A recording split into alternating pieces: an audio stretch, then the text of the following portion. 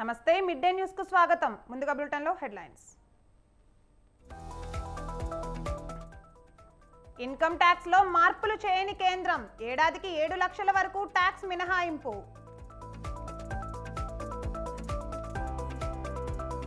₹47.66 లక్షల కోట్లతో బడ్జెట్, లోక్సభలో ప్రవేశపెట్టిన నిర్మల.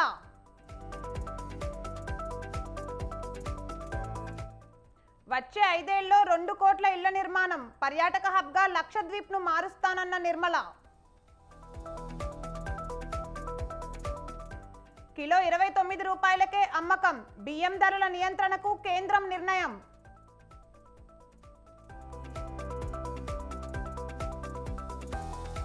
ఎమ్మెల్యేగా కేసీఆర్ ప్రమాణ స్వీకారం, హాజరైన బీఆర్ఎస్ నేతలు.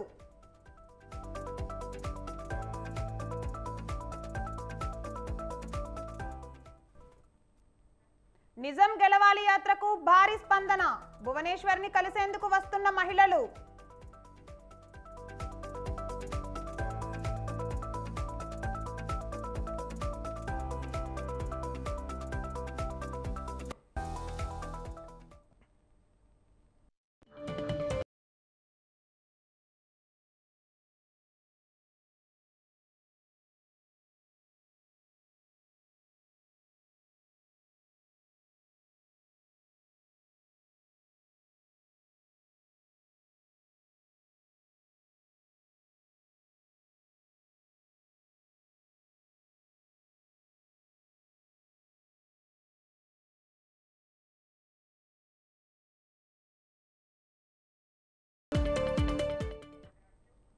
రైట్ బ్రేకింగ్ న్యూస్ చూస్తున్నాం. బీఆర్ఎస్ అధినేత మాజీ సీఎం కేసీఆర్ ఎమ్మెల్యేగా ప్రమాణ స్వీకారం చేశారు.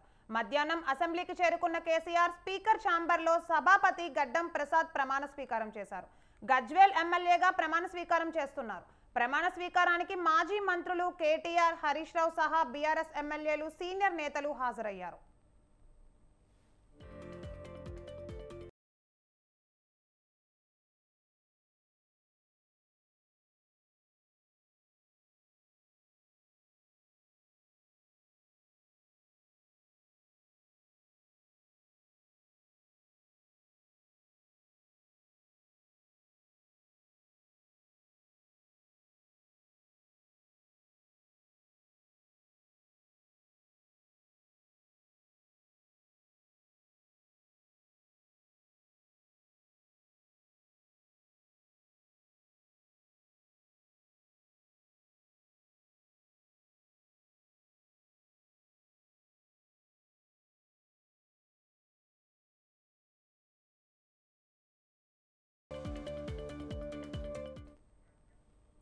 రైట్ బ్రేకింగ్ న్యూస్ చూస్తున్నాం. బీఆర్ఎస్ అధినేత మాజీ సీఎం కేసీఆర్ ఎమ్మెల్యేగా ప్రమాణ స్వీకారం చేశారు. మధ్యాహ్నం అసెంబ్లీకి చేరుకున్న కేసీఆర్ స్పీకర్ ఛాంబర్లో సభాపతి గడ్డం ప్రసాద్ ప్రమాణ స్వీకారం చేశారు. గజ్వేల్ ఎమ్మెల్యేగా ప్రమాణ స్వీకారం చేస్తున్నారు. ప్రమాణ స్వీకారానికి మాజీ మంత్రులు కేటీఆర్, హరీష్ రావు సహా బీఆర్ఎస్ ఎమ్మెల్యేలు, సీనియర్ నేతలు హాజరయ్యారు. ఇక ఇదే అంశంపై మా ప్రతినిధి సవిన్ లైవ్ లో అందిస్తారు. సవిన్, చెప్పండి.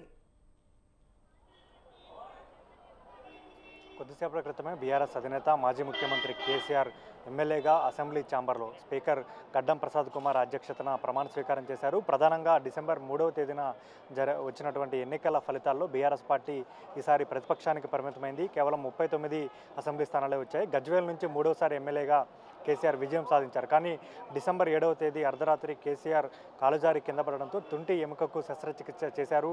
ఇన్ని రోజులు విశ్రాంతి తీసుకున్న కేసీఆర్ అసెంబ్లీలో ఎమ్మెల్యేగా గెలిచినప్పటికీ ప్రమాణ స్వీకారం చేయలేదు. ఈరోజు మంచి రోజు కావడంతో 12:30 స్పీకర్ ఛాంబర్లో ఎమ్మెల్యేగా ప్రమాణ స్వీకారం చేశారు. ఇప్పటికే BRS party working president KTR ఆధ్వర్యంలో అసెంబ్లీ ఎన్నికల్లో బీఆర్ఎస్ పార్టీ ఓటమి పాలైన తర్వాత పార్లమెంట్ నియోజకవర్గ సమీక్ష సమావేశాలు నిర్వహించింది. అసెంబ్లీ నియోజకవర్గ సమీక్ష సమావేశాలు జరుగుతున్నాయి. ఈ నేపథ్యంలోనే ఇప్పటి నుంచి కేసీఆర్ పూర్తి స్థాయిలో రాజకీయ కార్యకలాపాల్లో పాల్గొనబోతున్నట్లుగా బీఆర్ఎస్ వర్గాలు చెప్తున్నాయి. ముఖ్యంగా ఫిబ్రవరి 27వ తేదీన రాజ్యసభ ఎన్నికలు జరగబోతున్నాయి. 4 అభ్యర్థులు పోటీలో ఉంటే రాజ్యసభ ఎన్నికల్లో బీఆర్ఎస్ పార్టీ ఎమ్మెల్యేలు సైతం ఓటు హక్కు వినియోగించుకోవాల్సి వస్తుంది. ఇప్పుడు కేసీఆర్ ఎమ్మెల్యేగా ప్రమాణ స్వీకారం చేయలేదు కాబట్టి ఆ ఎన్నికల్లో ఓటు వేయాలంటే ఎమ్మెల్యేగా ప్రమాణ స్వీకారం చేసి ఉండాలి. అదేవిధంగా ఫిబ్రవరి 2వ వారంలో Telangana Telangana assembly budget vote on account సమావేశాలు జరగబోతున్నాయి. దీనికి సంబంధించి ఆ సమావేశాల్లో పాల్గొనాల్సి ఉన్న నేపథ్యంలో ఇప్పుడు కేసీఆర్ ఎమ్మెల్యేగా ప్రమాణ స్వీకారం చేశారు. ఈ కార్యక్రమానికి బీఆర్ఎస్ పార్టీకి సంబంధించినటువంటి మాజీ మంత్రులు, ఎమ్మెల్యేలు, ఎమ్మెల్సీలతో పాటు కీలక నేతలు హాజరయ్యారు. ముఖ్యంగా కేసీఆర్ చేతి కర్ర సహాయంతో ఎమ్మెల్యేగా ప్రమాణ స్వీకారం చేయడానికి అసెంబ్లీకి హాజరైన పరిస్థితి మనకు కనపడింది. ముఖ్యంగా ఇప్పటి నుంచి అంటే ఫిబ్రవరి 17వ తేదీన తెలంగాణ భవన్కు తన జన్మదినం సందర్భంగా కార్యకర్తలను కలుసుకునేందుకు కేసీఆర్ రాబోతున్నారు. అప్పటి నుంచి కేసీఆర్ పూర్తి స్థాయిలో రాజకీయ కార్యక్రమాల్లో నిమగ్నమవుతారంటూ ఎప్పటికే బీఆర్ఎస్ వర్కింగ్ ప్రెసిడెంట్ కేటీఆర్ స్పష్టం చేశారు. ముఖ్యంగా 8వసారి కేసీఆర్ ఈసారితోటి 8వసారి ఎమ్మెల్యేగా ప్రమాణ స్వీకారం చేశారు. మొత్తం 1985 నుంచి 2023 వరకు ఉప ఎన్నికలతో కలుపుకుంటే 9 సార్లు కేసీఆర్ ఎమ్మెల్యేగా ఎన్నికయ్యారు. 2004లో ఎమ్మెల్యేగా, ఎంపీగా రెండు సభలకు ఎన్నికైనప్పటికీ ఎమ్మెల్యేగా ప్రమాణ స్వీకారం చేయకుండానే ఎంపీగా ప్రాతినిధ్యం వహిస్తూ కేంద్ర ప్రభుత్వం అంటే కాంగ్రెస్ ప్రభుత్వంలో ఒప్పందంలో భాగంగా కేంద్ర మంత్రిగా కేసీఆర్ ఎన్నికయ్యారు. ఆ తర్వాత 2009లోనూ మరోసారి ఎంపీగా ఎన్నికారు. ఇక 2014లో తెలంగాణ రాష్ట్ర ఏర్పాటు అనంతరం బీఆర్ఎస్ పార్టీ అధికారంలోకి వచ్చిన తర్వాత 2014, 2018లో 2 సార్లు గజ్వేల్ అసెంబ్లీ నియోజకవర్గం నుంచి ఎమ్మెల్యేగా ఎన్నికై రాష్ట్ర ముఖ్యమంత్రిగా ప్రాతినిధ్యం వహించారు. ఈసారి బీఆర్ఎస్ పార్టీ ప్రతిపక్షంలోకి వెళ్ళిపోయింది కనుక ఇటీవలే బీఆర్ఎస్ పార్టీ ఎమ్మెల్యేలందరూ కేసీఆర్ను బీఆర్ఎస్ పార్టీ శాసనసభ పక్ష నేతగా ఎన్నుకొని స్పీకర్కు తెలియజేశారు.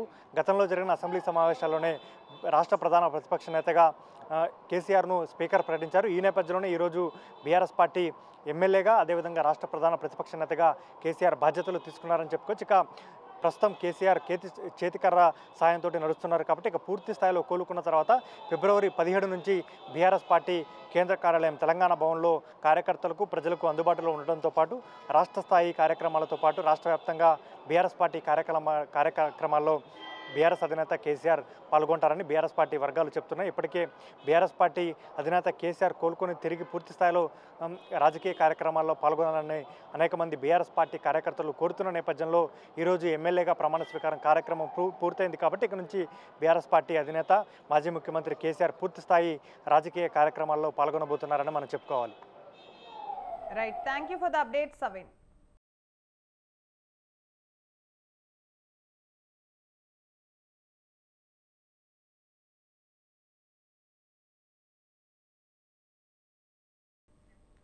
తాను త్వరలో సీఎం రేవంత్ రెడ్డిని కలుస్తానని చెప్పారు మాజీ మంత్రి మల్లారెడ్డి. అభివృద్ధి కోసం సీఎంను కలిస్తే తప్పేముందన్నారు. మాజీ సీఎం కేసీఆర్ ఎమ్మెల్యేగా ప్రమాణ స్వీకార కార్యక్రమానికి అసెంబ్లీకి వచ్చిన ఆయన చిట్చాట్ చేశారు.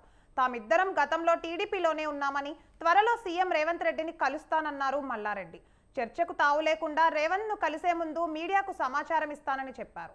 తాము ఓడిపోతామని, కాంగ్రెస్ గెలుస్తుందని కలలో కూడా ఊహించలేదన్నారు. తాము ఇంకా షాక్ నుండి తేరుకోలేదని చెప్పారు.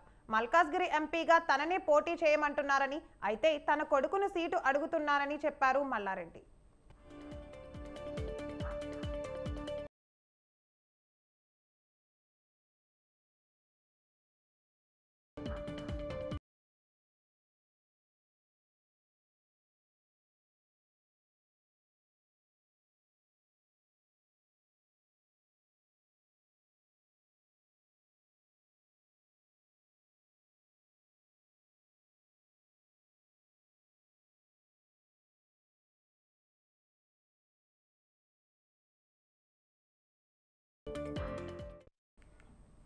తాను త్వరలో సీఎం రేవంత్ రెడ్డిని కలుస్తానని చెప్పారు మాజీ మంత్రి మల్లారెడ్డి. అభివృద్ధి కోసం సీఎంను కలిస్తే తప్పేముందన్నారు.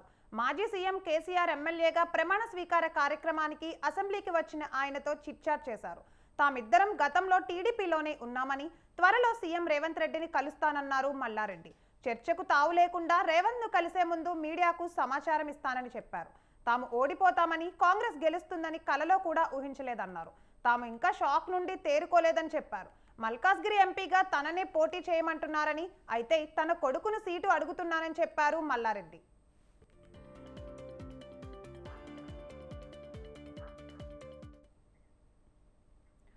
నరేంద్ర మోదీ ప్రభుత్వం 10 ఏళ్ల పాలనలో దేశంలో పేదరికం నిర్మూలనకు బహుముఖ పథకాలను అమలు చేసిందని ఆర్థిక మంత్రి నిర్మలా సీతారామన్ తెలిపారు. 2024-25 మధ్యంతర బడ్జెట్ ఆర్థిక మంత్రి పార్లమెంటులో ప్రవేశపెట్టారు.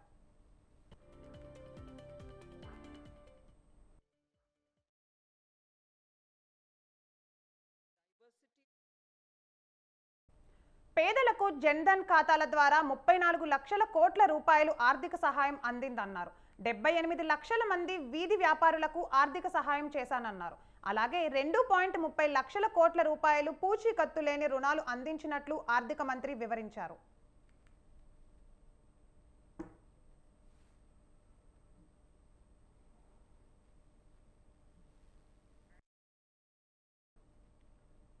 రైతుల సంక్షేమానికి వారి పంటలకు కనీస గిట్టుబాటు ధరలు కల్పించేందుకు ప్రభుత్వం గట్టి కృషి చేసిందన్నారు ఆర్థిక మంత్రి. పీఎం కిసాన్ సమ్మాన్ నిధి కింద 11,80,00,000 మంది రైతులకు ఆర్థిక సహాయం కల్పించామన్నారు. వ్యవసాయ రంగంలో కొత్త సాంకేతికత కల్పించేందుకు కృషి చేసినట్లు తెలిపారు. 2 కోట్ల మంది రైతులకు ఫసల్ బీమా యోజన కింద పంటల బీమా అందించినట్లు తెలిపారు. నానో యూరియా, నానో డిఏపి కింద ఎరువులు రైతులకు అందించినట్లు తెలిపారు.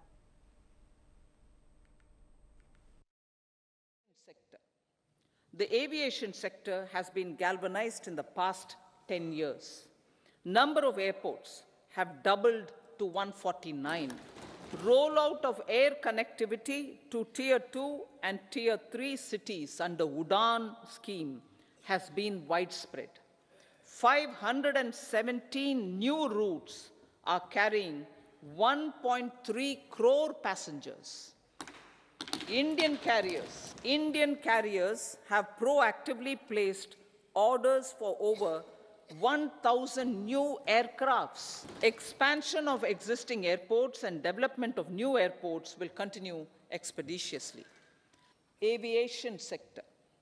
The aviation sector has been galvanized in the past 10 years. Number of airports have doubled to 149.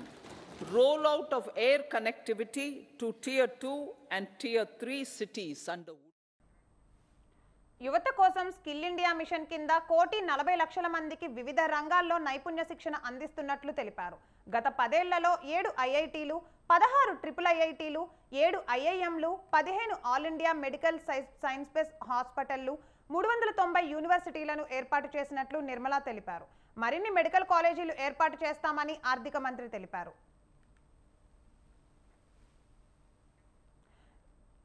యువతకు ముద్రా యోజన కింద 25 లక్షల కోట్ల రూపాయలు రుణాలుగా కల్పించి ప్రోత్సహించినట్లు ఆర్థిక మంత్రి వివరించారు. మహిళలకు అన్ని రంగాల్లోనూ 33% రిజర్వేషన్లు కల్పించినట్లు తెలిపారు. Infrastructure development. Building on the massive tripling of the capital expenditure outlay in the past 4 years, resulting in huge multiplier impact on economic growth and employment creation, the outlay for the next year is being increased by 11.1% to 11,11,111 crore rupees. This would be 3.4% of our GDP. Infrastructure development. Building on the massive మహిళా విద్యను ప్రోత్సహించేందుకు తీసుకున్న చర్యల వల్ల గత 10 ఏళ్లలో ఉన్నత విద్యాభ్యాసం చేస్తున్న మహిళల సంఖ్య 28% పెరిగినట్లు తెలిపారు. ఆశాలు, అంగన్వాడీలకు ఆయుష్మాన్ భారత్ పథకం వర్తింపచేసినట్లు తెలిపారు. 9 నుండి 18 ఏళ్ల మధ్య ఉన్న బాలికల్లో చాలా మంది సర్వైకల్ క్యాన్సర్ బారిన పడకుండా చర్యలు చేపట్టినట్లు తెలిపారు. లఖ్పతి దీదీ పథకం కింద 2 కోట్ల నుండి 3 కోట్ల మహిళల ఆర్థిక స్థితి మెరుగుపరుస్తున్నట్లు తెలిపారు. స్వయం సహాయక బృందాల కృషి వల్ల 1 కోటి మంది మహిళలు లక్షాధికారులయ్యారని తెలిపారు. Aviation sector. The aviation sector has been galvanized in the past. Railways. 3 major economic railway corridor programs will be implemented. These are energy, mineral and cement corridor. Number 2, port connectivity corridors. And number 3, high traffic density corridors. The projects have been identified under the PM Gati Shakti for enabling multimodal connectivity. They will improve logistics efficiency and reduce cost. 40,000 normal rail bogies will be converted to Vande Bharat standards to enhance safety, convenience and comfort of పాడి పరిశ్రమ, aqua మత్స్య రంగాల అభివృద్ధికి పలు చర్యలు తీసుకుంటున్నట్లు ఆర్థిక మంత్రి తెలిపారు. ప్రపంచంలో పాల ఉత్పత్తిలో భారతదేశం ముందంజలో ఉందని ఆమె తెలిపారు. పాడి రైతుల ప్రోత్సాహానికి సమగ్ర పథకం అమలు చేస్తున్నట్లు తెలిపారు. కొత్తగా 5 సమీకృత ఆక్వా పార్కులను ఏర్పాటు చేస్తున్నట్లు తెలిపారు. మధ్యతరగతి కోసం కొత్త గృహ నిర్మాణ పథకం అమలు చేస్తామని, ఇళ్ల నిర్మాణానికి ప్రాధాన్యం ఇస్తామని తెలిపారు.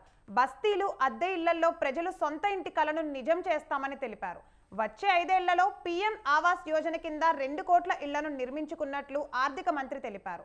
రూపా టాప్ సోలార్ పాలసీ కింద ఇళ్లపై సోలార్ ప్యానెళ్లు ఏర్పాటు చేసుకునే కోటి గిళ్లకు 300 యూనిట్ల వరకు ఉచిత విద్యుత్ కల్పిస్తున్నట్లు తెలిపారు. The country is proud of our youth scaling new heights in sports.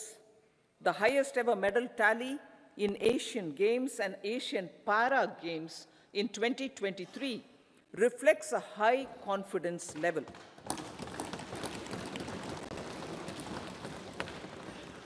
Chess prodigy and our #1 ranked player Pragnananda put up a stiff fight against the reigning world champion Magnus Carlsen in 2023.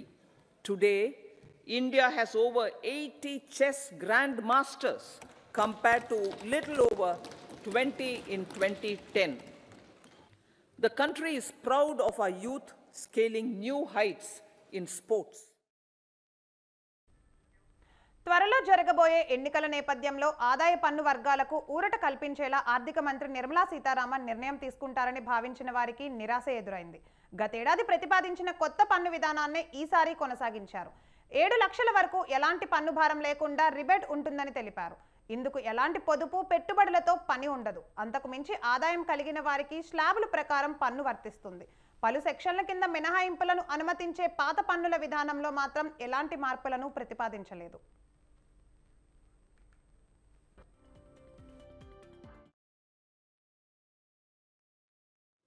In the full budget in July, Honorable Speaker, our government will present a detailed roadmap for our pursuit of Vikasit Bharat.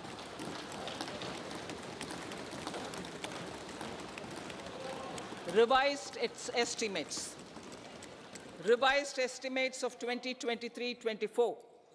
The revised estimate of the total receipts other than borrowings is 27.56 lakh crores of rupees, of which the tax receipts are 23.24 lakh crore rupees. The revised estimate of total expenditure is 44.90 lakh crore rupees. The revenue receipts at 30.03 lakh crore rupees are expected to be higher than the budget estimate, reflecting strong growth momentum and formalization in the economy. In the full budget in July, Honorable.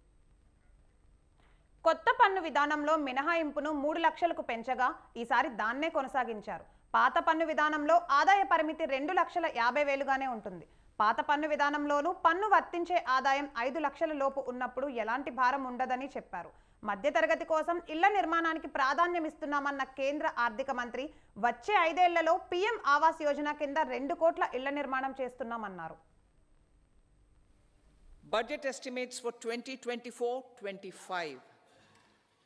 Coming to the year 2024-25, the total receipts other than borrowings and total expenditure are estimated at 30.80 and 47.66 lakh crore rupees respectively.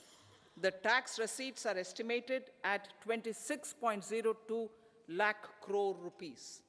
The scheme of 50-year interest-free loan for capital expenditure to states will be continued this year with an outlay of 1.3 lakh crore rupees. We continue on the path of fiscal. Budget సమావేశాల నేపథ్యంలో LPG వాణిజ్య cylinder ధరలు పెరిగాయి.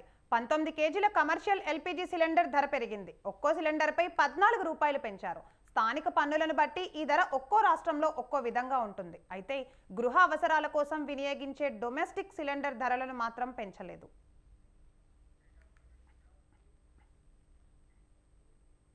గుంటూరు అనగానే చుర్రుమనిపించే గుంటూరు కారమే కాదు, గుంటూరు జిల్లా రాజకీయాలు ఘాటుగానే ఉన్నాయి. అది గుంటూరు స్పెషల్. అసెంబ్లీ పార్లమెంట్ ఎన్నికలు తరుముకు వస్తూ ఉండడంతో గుంటూరు జిల్లాలో హడావిడి మొదలైంది. పార్టీ టికెట్లతో సంబంధం లేకుండా ఎన్నికల్లో పోటీ చేయాలనుకుంటున్న అభ్యర్థులు తమదైన శైలిలో ప్రచారం చేసుకుంటున్నారు. ఇక పార్టీల విషయానికి వస్తే ముందస్తు అభ్యర్థుల ఎంపికతో అధికార వైసీపీ దూసుకు వెళ్తోంది. పొత్తు నేపథ్యంలో పక్క పార్టీతో ఆధారపడవలసి రావడంతో టీడీపీ జనసేన పరిస్థితి మరోలా ఉంది. తెలుగుదేశం శ్రేణుల్లో కాస్త నిర్లిప్తత కనిపిస్తోంది. ఇందుకు కారణమేంటో చూద్దాం.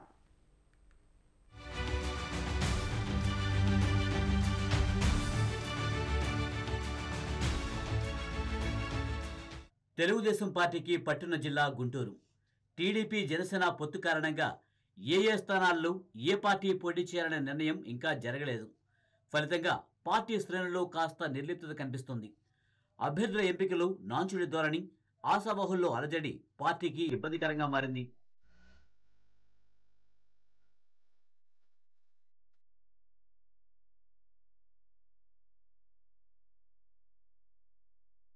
ఉమ్మడి గుంటూరు జిల్లాలో మొత్తం 17 అసెంబ్లీ నియోజకవర్గాలు ఉన్నాయి. గత ఎన్నికల్లో జగన్ ప్రపంచనంతో 15 నియోజకవర్గాల్లో అధికార వైసీపీ గెలిచింది. ఒక గుంటూరు 2 రేపల నియోజకవర్గాల్లో మాత్రమే తెలుగుదేశం గెలిచింది. రాజధాని ప్రాంతమైన తాటికొండ సైతం వైసీపీ ఖాతాలో పడింది. జిల్లాలో ఉన్న 3 ఎంపీ స్థానాల్లో Bapatla SC reserve, Narasaraopet YCP గెలుచుకోగా, గుంటూరు నుండి టీడీపీ అభ్యర్థి గల్లా జయదేవ్ సమీప అభ్యర్థి మోదుగుల వేణుగోపాల్ రెడ్డిపై విజయం సాధించారు. నరసరావుపేట ఎంపీగా వైసీపీ నుండి లావు కృష్ణదేవరాయలు గెలుపొందారు. గెలిచిన ఎమ్మెల్యేలు గుంటూరు 2 ఎమ్మెల్యే మద్దాలగిరి వైసీపీ పంచన చేరారు. గత ఎన్నికల్లో చేదు అనుభవాన్ని దృష్టిలో ఉంచుకుని తెలుగుదేశం పార్టీ తిరిగి గుంటూరులో పట్టు కోసం పోరాడుతుంది.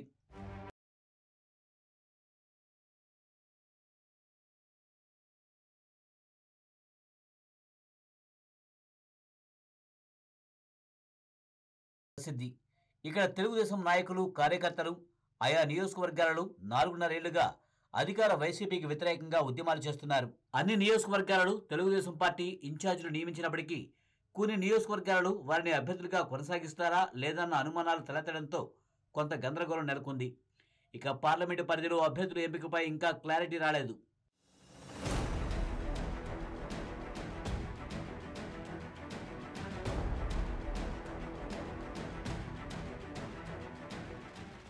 బాపట్ల ఎస్సీ రిజర్వ్ నియోజకవర్గంలో అధికార పార్టీ కూడా అభ్యర్థి ఎంపికపై ఇంకా క్లారిటీ ఇవ్వలేదు.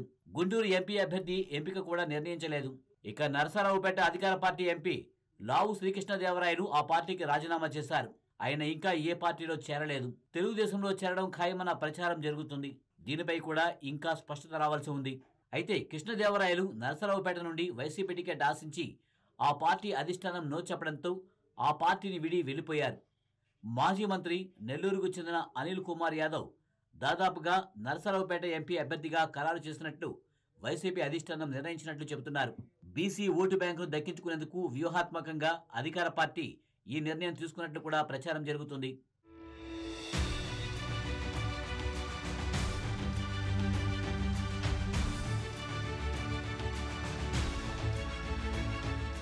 ఇక తెలుగుదేశం పార్టీ నుండి నరసరావుపేట అభ్యర్థిగా లావు శ్రీకృష్ణదేవరాయలు పోటీ చేస్తారని, ఆయనకు టీడీపీ అధిష్టానం నుండి స్పష్టమైన హామీ కూడా లభించినట్లు ఆయన అనుచరులు ప్రచారం చేస్తున్నారు. ఇక గుంటూరు ఎంపీగా ఉన్న గల్లా జయదేవ్ వచ్చే ఎన్నికల్లో పోటీ చేయనని స్పష్టంగా చెప్పడంతో తెలుగుదేశం కొత్త అభ్యర్థి కోసం అన్వేషిస్తుంది. అయితే ఇప్పటికే ప్రముఖ విద్యావేత్త భాష్యం రామకృష్ణ, ఎన్ఆర్ఐ పెమ్మసాని చంద్రశేఖర్ పేర్లు ప్రముఖంగా వినిపిస్తున్నాయి. ఇక ఎమ్మెల్యేల ఎంపిక విషయంలో కొన్ని నియోజకవర్గాలపై టీడీపీలో స్పష్టత లేదు. జనసేన, తెలుగుదేశం పొత్తులపై కూడా స్పష్టత రాకపోవడంతో అభ్యర్థుల ఎంపికలో ఆలస్యం జరుగుతుంది. ఇది అధికార పార్టీకి కలిసి వచ్చే అంశంగా మారింది.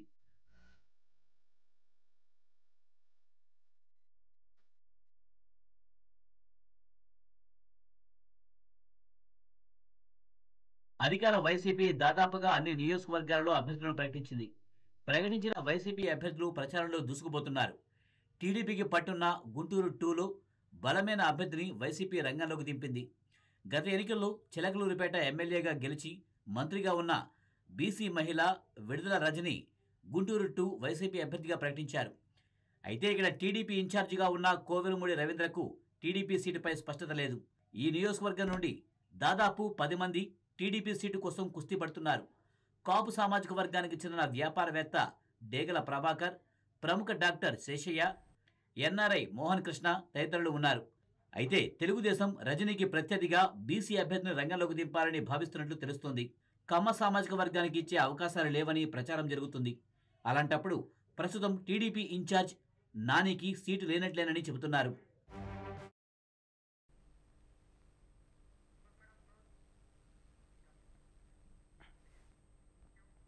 ఇవి mid day news updates. Keep watching స్వతంత్ర టీవీ.